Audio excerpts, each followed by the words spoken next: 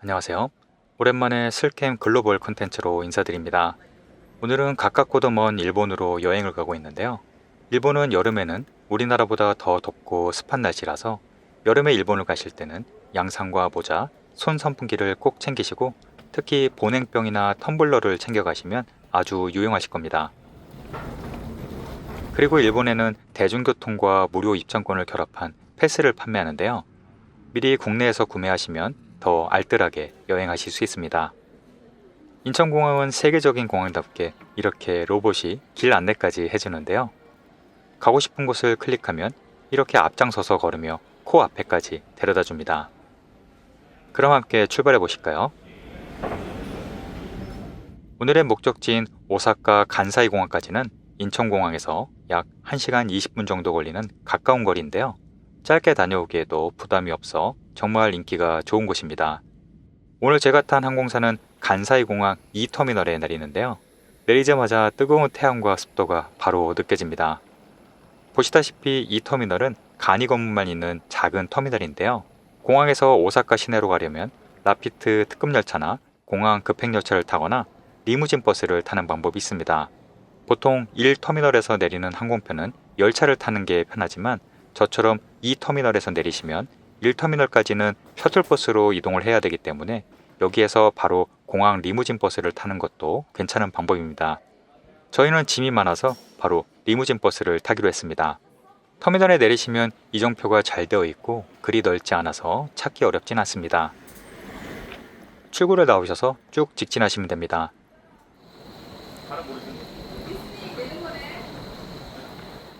주차장을 지나면 오사카 여러 명소로 가는 버스 노선별 플랫폼이 있는데요. 저희는 남바로 가기 때문에 6번 플랫폼입니다. 남바행은 6번 플랫폼에서 타고 남바역 OCAT라는 곳이 종점입니다. 리무진 버스는 대략 30분에 한 대씩 운행 중입니다. 특이하게도 마치 비행기처럼 수화물을 맡기면 보관증을 주고 나중에 찾을 때도 보관증이 필요합니다. 라피드 특급 열차는 좌석 예약제지만 공항 급행 열차는 자리가 없을 수도 있는데요. 이 리무진 버스는 편하게 앉아서 갈 수 있는 장점이 있습니다.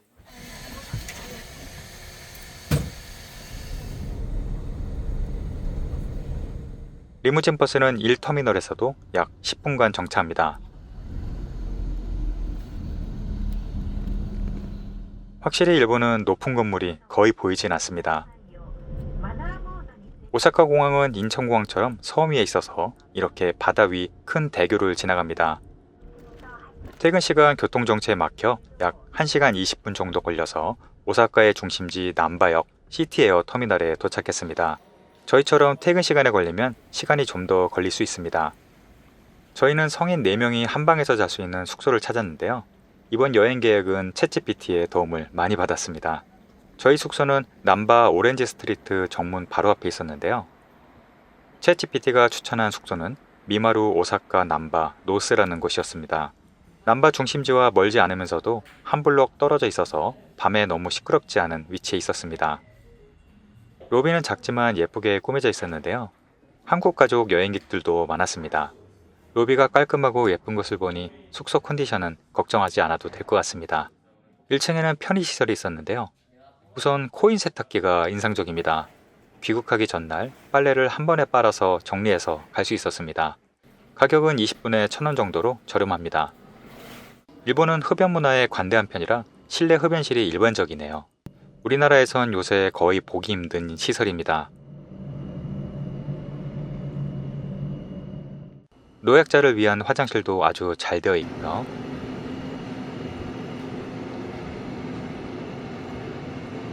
자판기도 있습니다.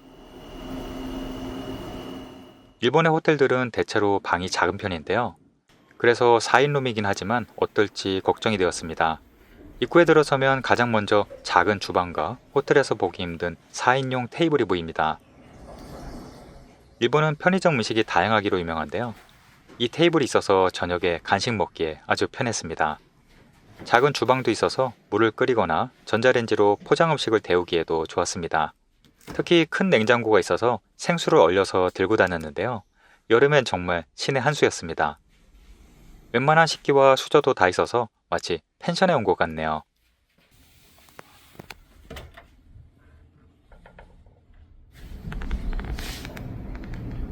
이 방은 싱글 침대 2개와 2층 침대 1개가 있어서 성인 4명이 편하게 사용할 수 있었습니다. 바닥 넓이도 넓은 편이라 캐리어 짐을 펼치기에도 부족하지 않았습니다. 2층 침대도 넓은 편이라 성인이 사용해도 불편하지 않았고요. 세면대는 화장실과 분리되어 있어서 좋았습니다.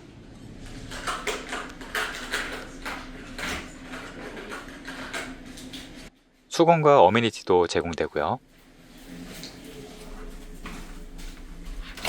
샤워실에는 작지만 욕조도 있었습니다.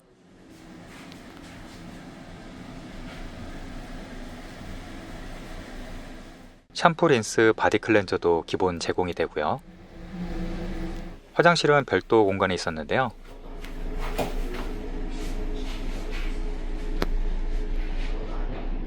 이렇게 물을 내리면 위에서 손을 한번 씻고 수조를 채우는 알뜰한 방식이네요.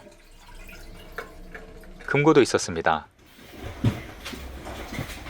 에어컨도 아주 시원했고 밤에도 조용해서 결론적으로 숙소는 꽤 만족스러웠습니다. 저희 숙소는 남바 중심지에서 걸어서 10분 정도로 가까워서 수시로 숙소를 오가며 쉴 수 있었는데요. 그래서 첫날 오후 늦게 도착했어도 알차게 시간을 쓸 수 있었습니다. 남바의 가장 번화한 곳은 신사이바시 상업지구입니다. 특이하게 천장이 막혀 있고 좌우에는 상점들에서 문을 열고 에어컨을 켜서 예상보다 시원해서 놀랐습니다. 신사이바시 한가운데 다이마루 백화점이 있는데요. 이곳은 포켓몬과 애니메이션을 좋아하시는 분들께 추천드립니다. 어찌 보면 가장 일본스러운 문화를 느껴볼 수 있는 곳인데요. 놀랍게도 남녀노소를 가리지 않고 구경을 많이 오는 곳입니다. 한국에선 보기 힘든 다양한 상품들이 많아서 구경만 해도 시간 가는 줄 모르는 곳입니다. 좁았던 백화점 입구와 달리 안에 들어오면 몇 개 층에 거쳐 있고 옆 건물과도 연결이 되어 있어 정말 넓었습니다. 저도 좋아했던 애니의 캐릭터 상품을 몇 개 구매했는데요. 확실히 퀄리티가 좋았습니다. 요새 환율이 좋아서 물가는 오히려 한국보다 저렴한 느낌이었습니다.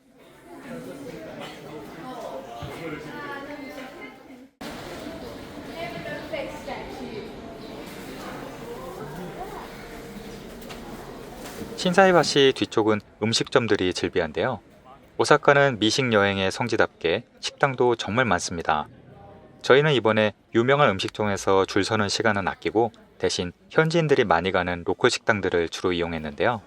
살짝 내부를 봐서 관광객보다 일본 사람들이 많다 싶으면 그냥 들어갔습니다. 대부분 실패하지 않고 괜찮았습니다. 식당가에 있는 유명한 파블로라는 에그타르트 가게에 왔습니다. 지인이 오사카에 가면 꼭 먹어보라는 추천을 했던 가게인데요. 가격은 개당 4,000원 정도인데 직접 만드는 모습을 보니 침이 넘어가네요. 이렇게 오사카는 골목골목마다 맛집들이 많아서 찾아가는 재미가 있었습니다. 다양하게 포장을 해서 숙소에서 먹었는데요.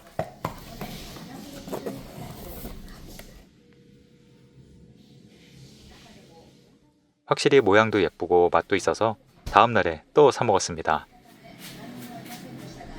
신사이바시는 쇼핑과 맛집의 천국이라 평일 저녁에도 사람이 정말 많았습니다.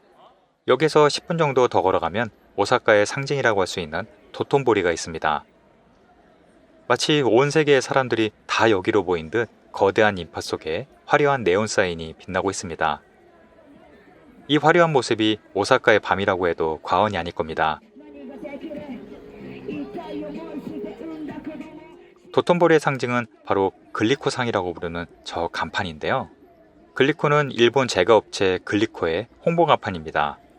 이제는 오사카 하면 떠오르는 상징이 되었고요.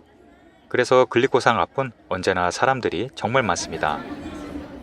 바로 아래 강에는 크루즈배가 운행 중인데요. 미리 예매한 주유 패스로 무료로 이용할 수 있어서 아주 인기가 좋습니다. 하지만 운행 시간이 20분 정도로 짧은 편이고 오래 줄을 서서 기다려서 탈 정도는 아닌 것 같네요. 꼭 타실 분들은 일몰 이후 밤에 야경을 보시는 걸 추천드립니다. 이렇게 강변만 걸어도 충분히 낭만적인 야경을 만끽하실 수 있습니다.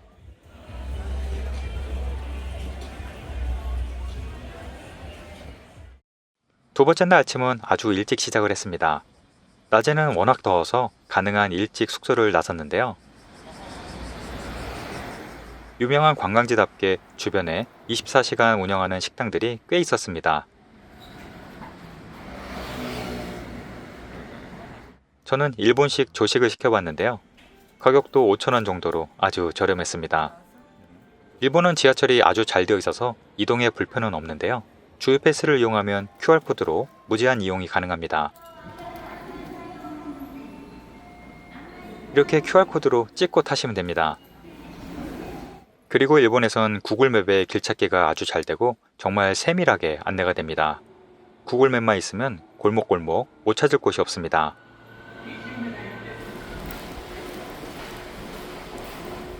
오늘 아침 일찍 서둘러 찾은 것은 오사카 성입니다. 지하철역에서 10분 정도 걸어야 하는데요. 오사카에 오면 놓칠 수 없는 명소이기도 합니다.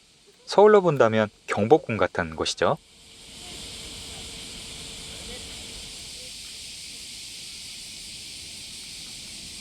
오사카 성의 특징이자 수많은 내전이 있었던 일본 성의 특징은 적의 침입을 막기 위한 거대한 도랑, 즉 해자입니다.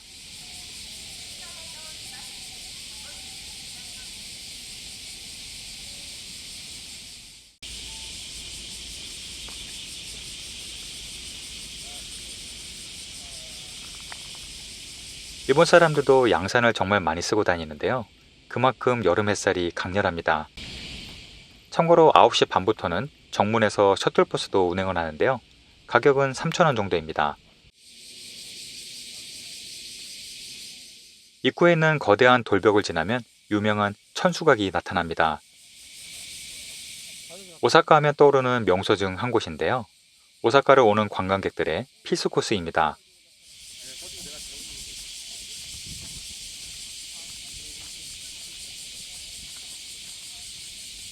그런데 왼쪽 구석으로 가시면 숨겨진 포토스팟이 있는데요. 이렇게 연못을 배경으로 찍으면 더욱 멋진 사진을 건질 수 있습니다. 천수각으로 올라갈 때 주유 패스는 무료로 빠르게 입장할 수 있습니다. 성체의 외벽이 흰색이라 더 특이해 보이는데요. 3층과 4층은 사진 촬영이 금지되어 있어서 촬영이 되는 것만 보여드리겠습니다.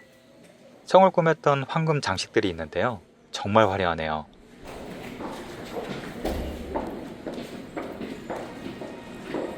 일본 전국시대를 설명하는 전시물들이 있는데요. 시간 순서대로 영상이 있는데 3D로 실감나게 설명합니다.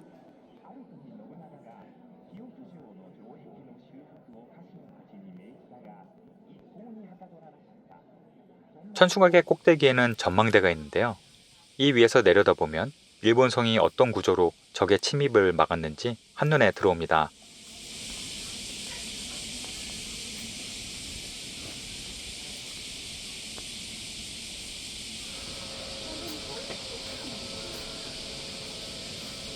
천수각 옆에는 오래된 석조 건물이 있습니다. 오사카 성에 오시면 이곳도 꼭 한번 보시길 바랍니다. 이곳은 기념품 샵과 카페가 있었는데요. 천수각을 테마로 한 귀여운 아이스크림이 있네요.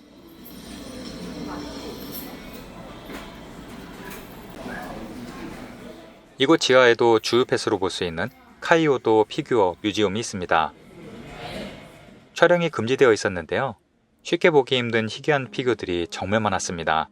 아침 일찍 더위를 피해 오사카 성을 보고 이제 다시 남바 쪽에 있는 구로몬 시장에 왔습니다. 구로몬 시장은 남바역 바로 옆에 있는 시장인데요. 다양한 먹거리로 유명한 시장입니다. 입구에 들어서면 수많은 먹거리와 해산물들이 눈길을 끕니다.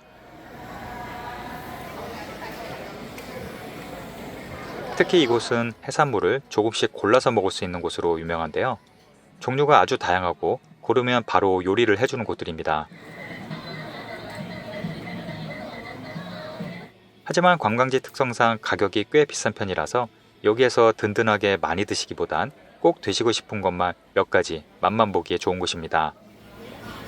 시장 중앙에 있는 큰 마트에는 포장된 싱싱한 초밥과 회가 있어서 포장해서 숙소에서 먹기에도 좋았습니다.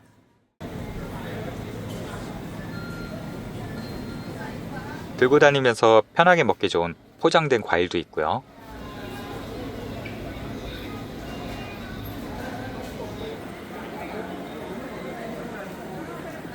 저는 일본에 오면 몽벨 매장을 꼭 들르는데요. 몽벨은 일본 최고의 아웃도어 브랜드이고 한국에 없는 제품들이 많습니다. 매장 규모도 아주 크고 저처럼 등산이나 트레킹을 좋아하시는 분들에겐 천국 같은 곳입니다. 신기하게도 애견인들을 위한 제품군도 많고 작게 접히는 가방도 종류가 많았습니다. 그리고 일본 사람 체형에 맞춰 제작되다 보니 우리나라 사람들에게도 아주 잘 맞습니다. 둘째 날 오후의 마지막 코스는 바닷가 쪽에 있습니다.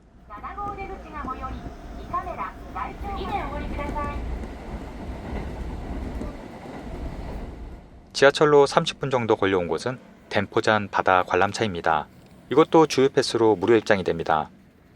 오사카 공항에서도 보일 정도로 규모가 대단한데요. 가장 높은 곳은 무려 112m입니다. 관람차 캐빈은 바닥이 투명한 곳도 있는데요. 이건 약 15분 정도 대기를 해야 합니다. 미리 말씀드리지만 꽤 아찔해서 고소공포증이 있으신 분들은 빨간 캐빈을 타시는 게 좋으실 겁니다. 저도 이런 관람차는 정말 오랜만에 타는데요.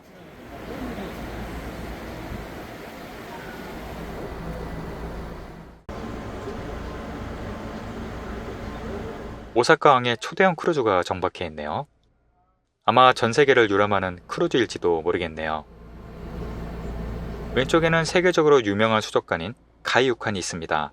저것은 조금 뒤에 설명드릴게요.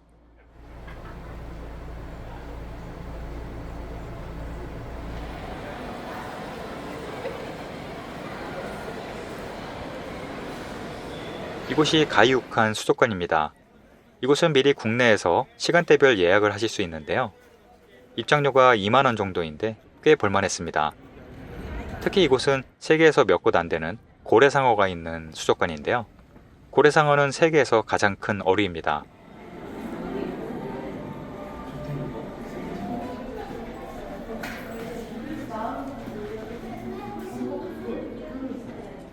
입구를 지나면 에스컬레이터로 8층까지 올라가는데요. 특이하게도 위에서부터 내려가면서 관람하는 방식입니다. 입구에는 수달이 반겨지네요. 일본 사람들이 귀여운 수달을 유난히 좋아한다고 하네요.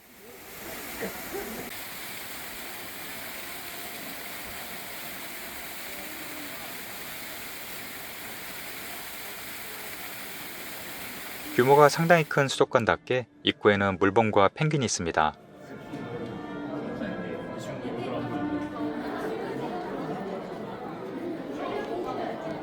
펭귄은 언제 봐도 귀엽네요.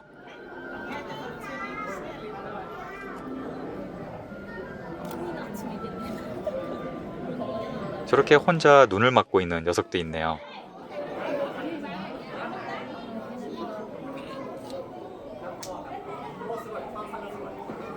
실내에서 돌고래도 볼 수 있습니다.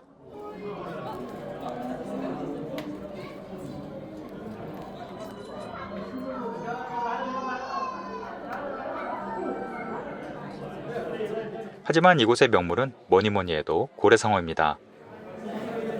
무려 8층 높이의 거대한 수족관에 고래상어가 유유히 헤엄치는 모습은 그야말로 장관입니다.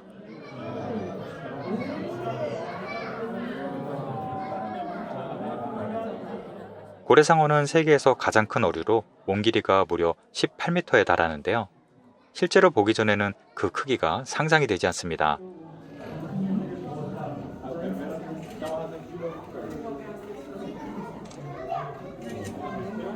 실제로 보면 그냥 감탄만 나오네요. 한국에는 고래상어가 없어서 더욱 신기하게 느껴집니다.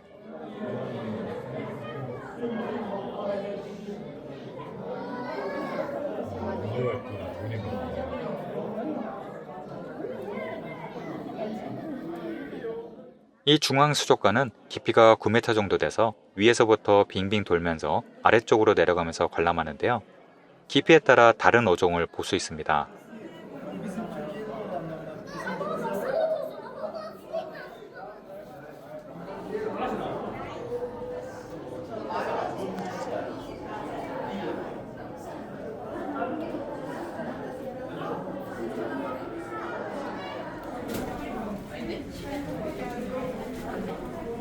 축구 쪽에는 또 다른 스타가 있는데요. 바로 하프 물범입니다. 마치 살아있는 인형을 보는 듯한데요. 웃으며 자는 듯한 모습이 보기만 해도 사람들을 행복하게 해줍니다.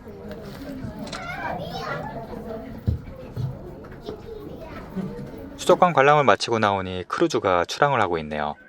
저도 언젠가 가족과 세계 일주 크루즈 여행을 해보는 게 소원입니다.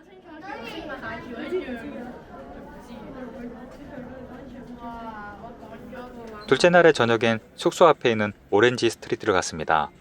이곳은 서울에 있는 가로수길과 비슷한 곳인데요. 다양한 패션 브랜드와 독특한 아이템들을 볼 수 있는 곳입니다. 독특한 스트릿 패션 매장은 구경만 해도 시간 가는 줄 모르겠네요.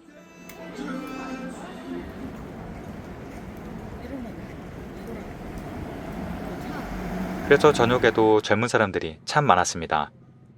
오렌지 스트리트는 저녁 8시면 일찍 문을 닫으니 참고하시고요. 일본에 오면 많은 분들이 돈키호테 매장을 찾는데요. 24시간 영업을 해서 사람이 적은 밤 늦게 방문했습니다. 돈키호테 내부는 마치 올리브영과 다이소 매장을 합쳐놓은 듯한데요. 관광객들이 선물을 사는 필수 코스입니다.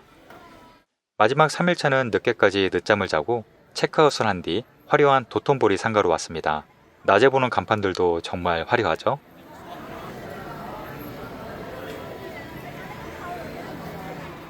여기에 한국인들에게 유명한 스시로라는 회전초밥집에 아침 겸 점심을 먹으러 왔습니다. 성격 급한 한국 사람들에게 회전초밥은 딱 맞는 아이템 같네요. 주말에는 10시 반에 문을 여는데요. 대부분 오픈런 하는 사람들은 한국 사람들이었습니다.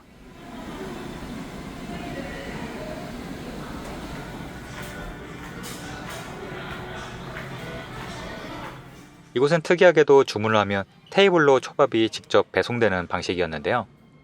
보통 한국에선 먼저 집어가는 사람이 임자지만 여기 방식이 더 좋은 것 같습니다. 주문 방식도 아주 재밌었는데요. 큰 화면에서 마치 쇼핑을 하듯 먹고 싶은 것들을 주문하면 바로바로 배송이 오는 방식입니다. 속도도 아주 빠르고 신선하고 맛있었습니다. 중간중간 게임도 나오는데요. 게임에 이기면 경품도 바로 배송이 옵니다. 가격은 한국보다 오히려 저렴한 편이었는데요. 꽤 많이 먹었다고 생각했는데도 인당 2만원 정도였습니다. 한국 사람들이 많이 오는 이유가 있었네요. 처음으로 일본 택시를 타봤는데요. 체감상 한국보다 3배 정도 비싼 느낌입니다.